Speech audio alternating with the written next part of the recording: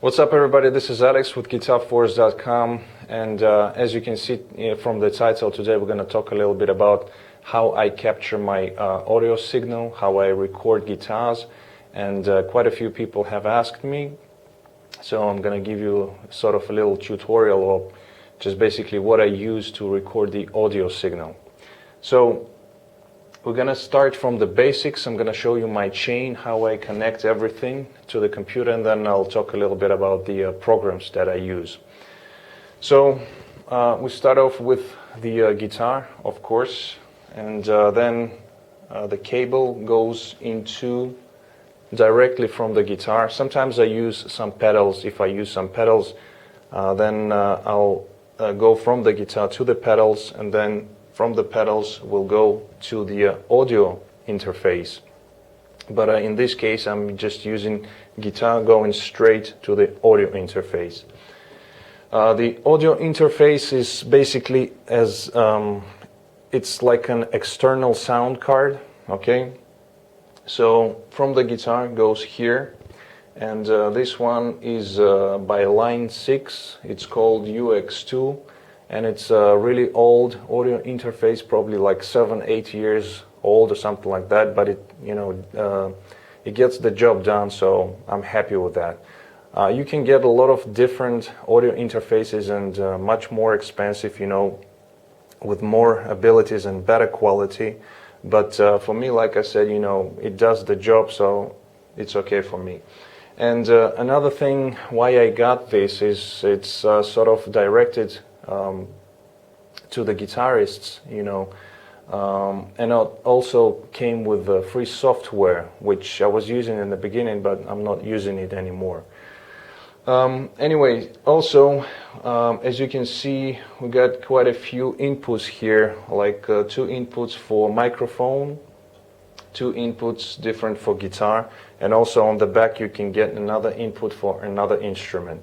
And what's cool about it is that you can record simultaneously at the same time 2 of the chosen instruments, either microphone and the guitar, or microphone and the bass, and 2 guitars. It depends what you want to record.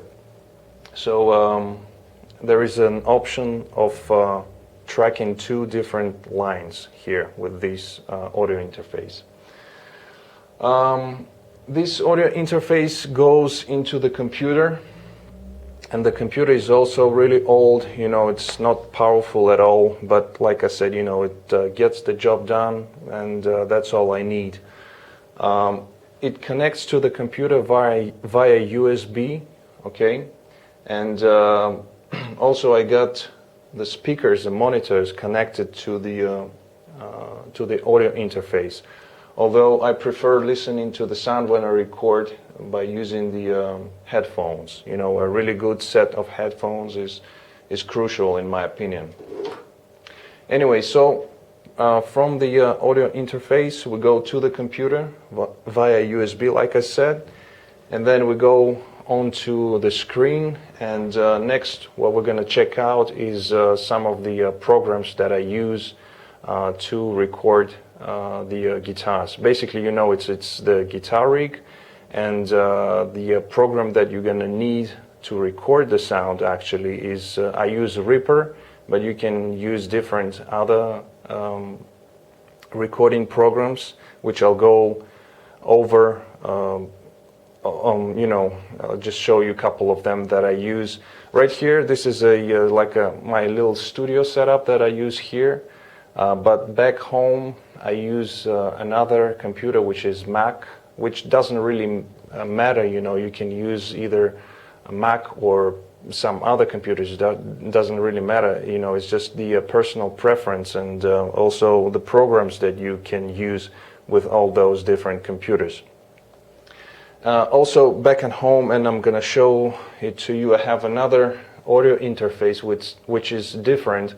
It's by Vox, but we'll get to that later on. So now let's go over to the computer and I'll show you a couple of the programs. Alright guys, so before I show you the actual programs that I use for recording the audio, the guitars, just wanted to show you quickly here my little setup at home that I use. and I don't use it that much really to record here, although I used to in the past, but just wanted to show you what I'm working with here. And as you can see, there is not much of equipment, and actually you don't need a lot. The one main thing, of course, would be the audio interface, which is this one by Vox that I use, and it's similar to Line 6 from the studio that you saw. And I got this mainly because of the software that it has. So you know, but it still does the job, so it's okay for me.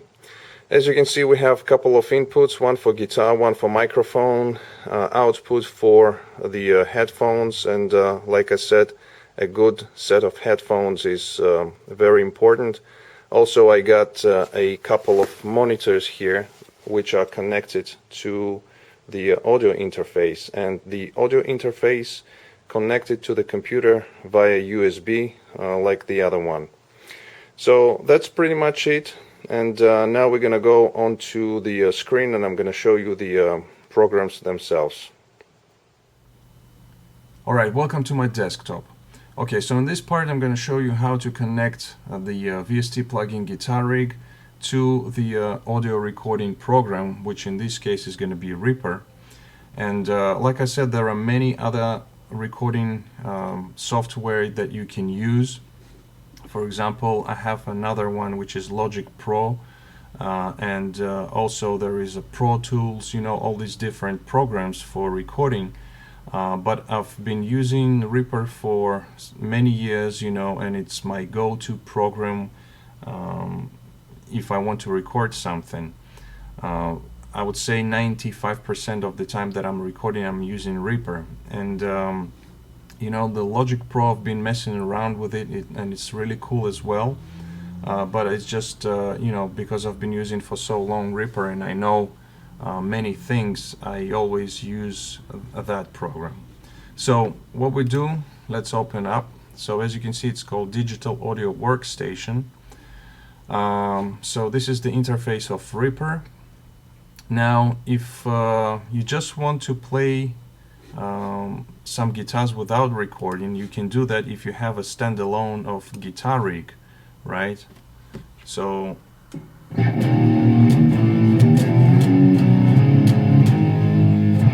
now all these sounds that you hear are coming out from the monitors, and as you can see, I'm using Guitar Rig just as a standalone, you know, just for practicing and stuff like that. But if you actually want to record the guitars, what you need is a audio recording program. So in Reaper, if you are just starting out and haven't used Reaper at all, there are some things that you have to set up in the options, in the preferences.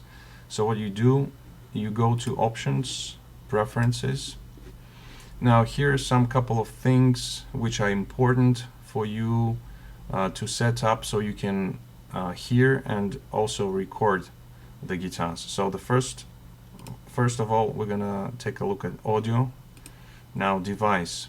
Okay, so here you have to point out the device, the audio interface that you are using. In my case, it's Vox, right? So I have to choose that.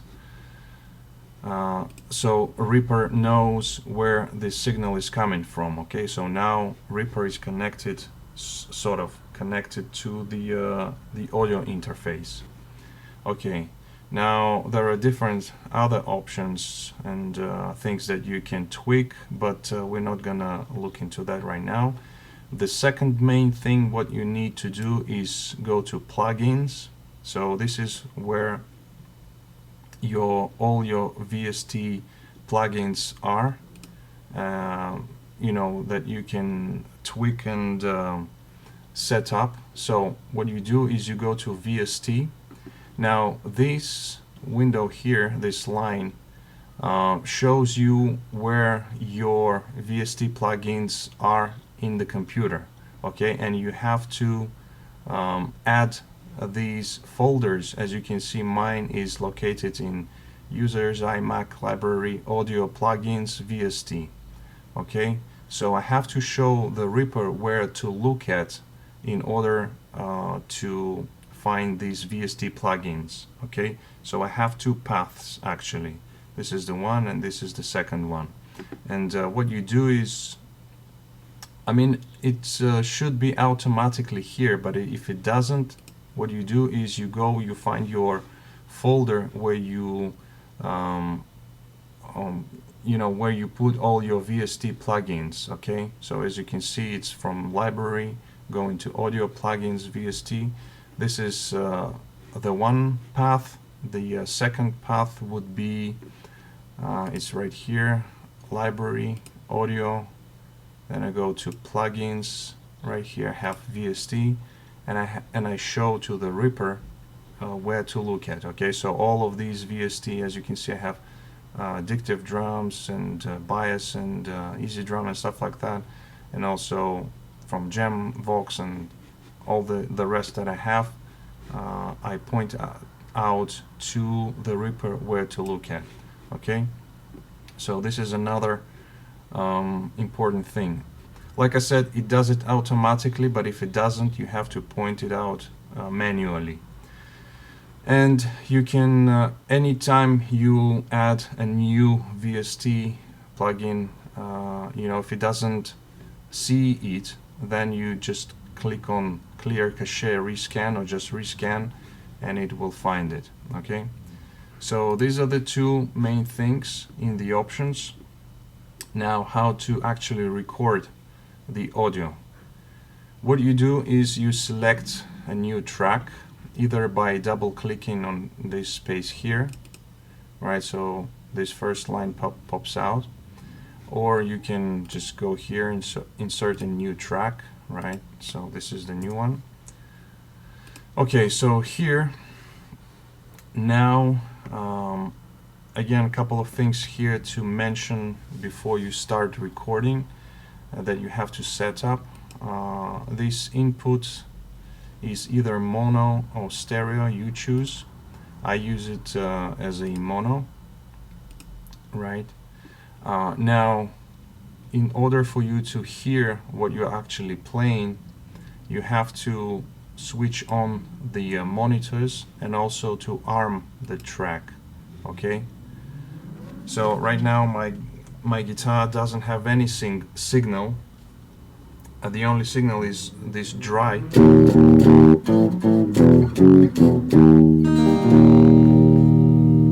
right? But without, for example, arming, you wouldn't be able to hear that sound, or without monitors. So what you need to do, like I said, arm it, and also switch on the monitors. Alright, so before that, let's choose the plugin. So you click on FX, and these two things pop out, two windows. Now here you have the list of all the plugins that you have. Now there are some plugins that are coming with the Reaper, and to find the guitar rig, as you can see, it's right here, guitar rig. Okay, so double click on that. If you get this thing like that, just click here and it switches to its normal view of the guitar rig. So here you just choose whatever the preset you want. Okay, so we got this. Now let's arm the track. Okay, so now you can hear.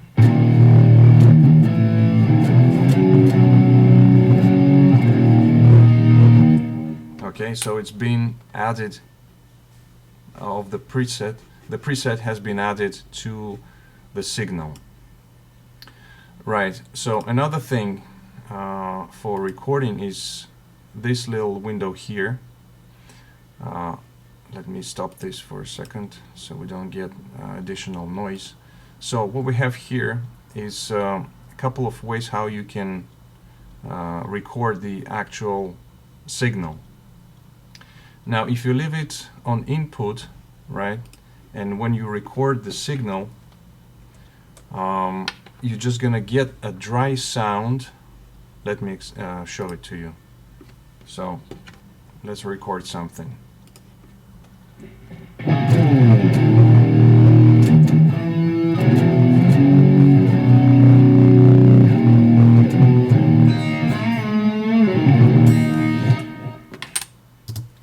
Alright, so here we stop it. You click save and it's gonna be saved in your new project. Now if I switch off the plugin and just play back what I've recorded, you're gonna get this.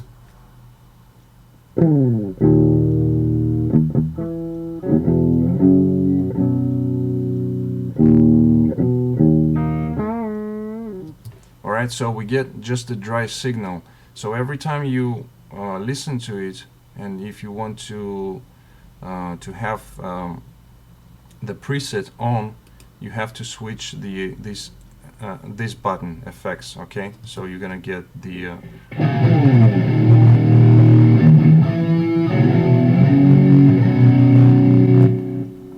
wet signal. And when you render the file, okay, so if you want to you've recorded something and you want to export it, you have to click render, and you also have to click the effect, okay, otherwise you're gonna get just a dry signal. So after that you render it and you get the signal, the wet signal. Now another way how you can record this with the signal already, you have to change it here. So you go to output and you click on one of these options. Alright, so let's do it like that. Let me see, output, mono latency compensated. Okay, so now the sound is going to be like this. Okay, now let's record.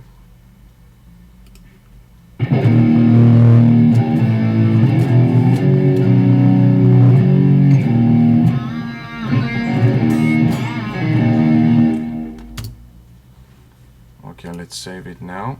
So now even without the effect, if you switch it off, you're gonna get this.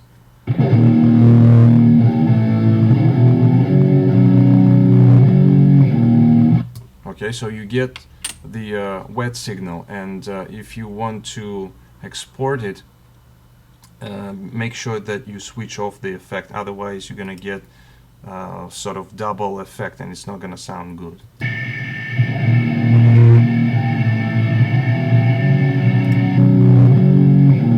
Alright, so as you can see, it was on, it was awful, and when I switched it off, the sound was just okay.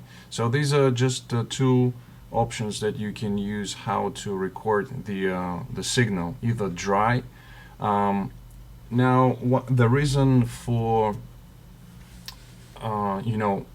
you might have a question, why would you want to record this dry signal?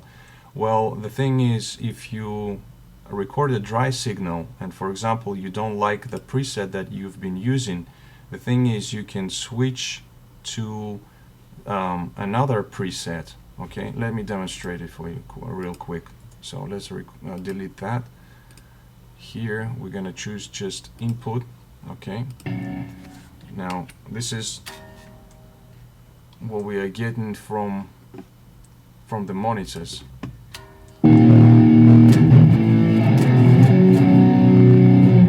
Alright, let's record something real quick.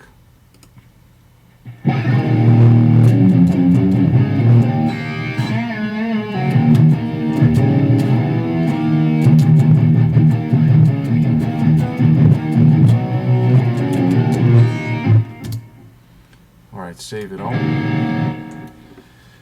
Now, if we listen back to this the signal,